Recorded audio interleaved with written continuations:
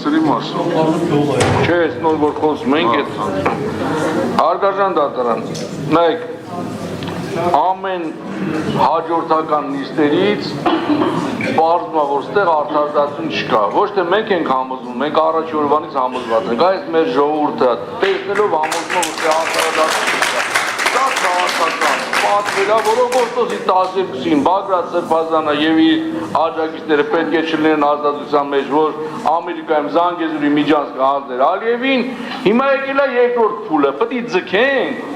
այն որ դու պետք է ձգենք մինչև հունիսի 7-ը, որ ընտրություններ անցնեն, եւ որ դուք համոզված անկեղծ sense ձեր հայացքից են զգում, որ ասում եք Բագրատ Սրբազան, սպասեք, վերջում կտենաք ու իմ կարծիքը ես անկեղծ հավատում ենք ձեզ, բայց հիմա այդ հավատալու իմաստը որն է, որ արդարություն չկա եւ մեզ պահում եք այս ծրագիրը իրականացնելու համար, դու մասնակից եք այս ծրագրին, որը նիկոլ է Նստեք, որովհետև ես սահմանափակում եմ այդ վիրավորակ եք դուք բանանում։ Վիրավորակ չի, նստեք, ես որ չեմ տալի շարունակեք, ես սահմանափակում եմ ձեր ելույթնալու իրավունք։ Չէ, հիմա նույն պատմություն ասում եք, եկեք կարծեք հետո կարող է պարտի փորձականություն չկա սուտ, այդ նույն պատմությունը անցած անգամը, դե մենք